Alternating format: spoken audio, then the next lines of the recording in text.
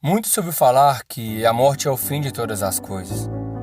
A morte, de fato, sela o fim de uma trajetória, de um ciclo, de uma vida. Para ela tanto faz ser pobre ou rico, negro ou branco, cristão, muçulmano, budista, alto ou baixo, enfim. A morte venceu ao longo da história grandes reis, faraós, imperadores, presidentes, generais, artistas, milionários. Como eu disse, ela selou e vai selar o fim de todos nós. Do mais novo até o mais velho não importa. Quando é o momento dela atuar, o fim é decretado. É neste momento que as cortinas do show da vida se fecham. O que me impressiona é ver que algumas pessoas fazem tantos planos para o futuro distante, mas se esquecem de cuidar do agora. Tudo não passa de planos. Não temos a certeza do que pode nos acontecer daqui 5 minutos sequer. Não digo que sonhar e planejar a sua vida é errado, mas errado é não viver o agora para viver um amanhã que nem sequer ainda existe. Eu te digo que a ciência tenta de tudo para retardar a morte do ser humano. Ela cria remédios e tratamentos diversos para várias doenças, cria cosméticos poderosos para tratar o envelhecimento. A tecnologia trouxe mais comodidade para o homem, mas nada até hoje foi capaz de parar a morte.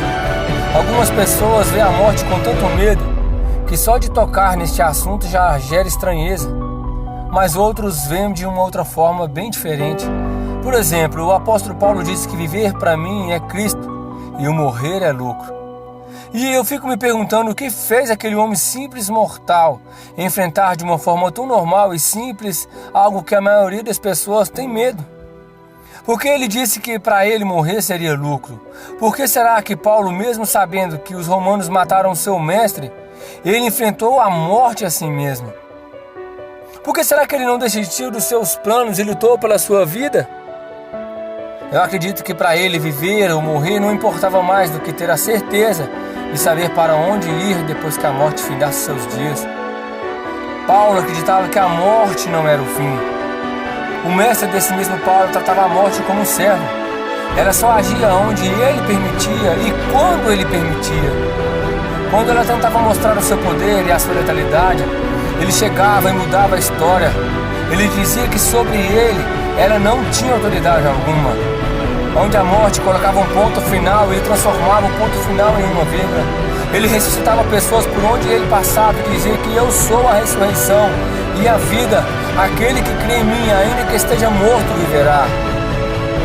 A morte pensou tê-lo vencido no Calvário, mas ali naquele domingo, ele ressuscitou dentre os mortos, o túmulo ficou vazio. E ele mostrou que ele tem todo o poder nos céus e na terra e que ele não pode morrer. Ele é um ser eterno, ele é imortal, ele vive para todo sempre. A reflexão que eu quero que você faça assistindo esse vídeo é a seguinte: para onde você vai se amanhã ele pedir a sua alma? Você tem a ciência de que em qualquer momento você pode se deparar com a morte em meio do caminho?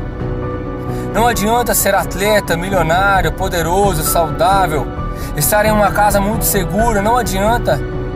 Se for a vontade de Deus que amanhã a morte te encontre, você não escapará. Será que a sua vida tem valido a pena? Será que você pode dizer o que Paulo disse sobre a morte? O único meio de não temer a morte é se entregar ao dono da vida. Jesus disse que Ele é o caminho, a verdade, a vida, ninguém vem ao Pai senão por Ele. Ele também disse que quem morrer por Ele receberá a vida eterna. A morte não é de fato o fim definitivo de todas as coisas. Talvez viver sem Cristo hoje não te traz nenhuma preocupação, mas se você morrer sem Cristo, isso será preocupante, doloroso, será um sofrimento eterno. Então você tem que pensar com seriedade na decisão que você vai tomar enquanto você estiver vivo, porque você pode ir do céu ao inferno em apenas um instante. Então entregue a sua vida para Jesus, porque Ele é o dono da vida. E aí você vai poder dizer que já não vivo eu, mas Cristo vive em mim.